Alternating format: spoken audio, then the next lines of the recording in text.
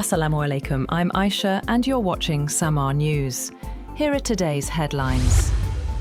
Lebanon has announced a partial ceasefire between Hezbollah and Israel in what would amount to a limited de-escalation of the conflict. According to Lebanon's embassy in Washington, the agreement would not end the conflict in that country, but it calls for Israel to refrain from strikes on Beirut and its suburbs controlled by Hezbollah, while the Iran-aligned group would halt its attacks on Israel.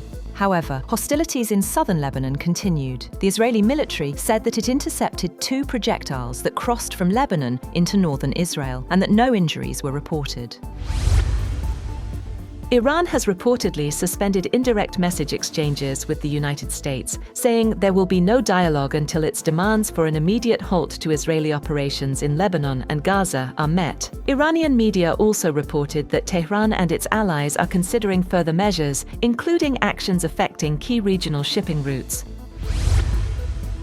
President Donald Trump has said that talks with Iran are continuing, despite reports that Tehran has suspended indirect negotiations. Trump said the United States had not been informed of any halt in discussions, adding that while silence between the two sides would be acceptable, the U.S. blockade on Iranian ports will remain in place. Separately, Trump said he communicated with Hezbollah through intermediaries and received assurances that the group would not attack Israel. He also spoke with Benjamin Netanyahu and said that Israel agreed to pull back forces, preparing for operations in southern Lebanon.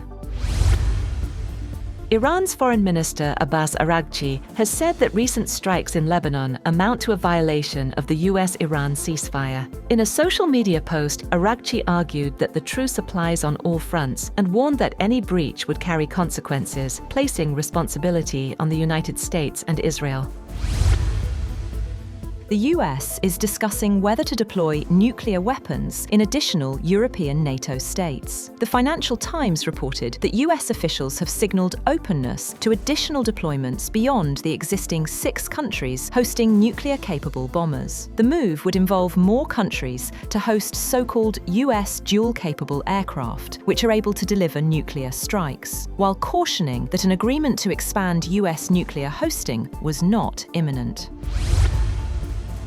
Russian drones and missiles have pounded Ukrainian cities such as Kyiv and Dnipro, killing at least 10 people and wounding about 100. According to the capital's mayor, photographs showed large explosions and plumes of smoke billowing over high-rise buildings in Kyiv, where overnight strikes killed 4 people and wounded 58. Including children. A suspected missile strike on a 24-story apartment building triggered a collapse, leaving people probably trapped under the rubble, while a 9-story apartment block was among other buildings set ablaze by suspected missile debris. That's all for now. For more updates, visit www.samaa.tv. Thank you for watching Samaa News.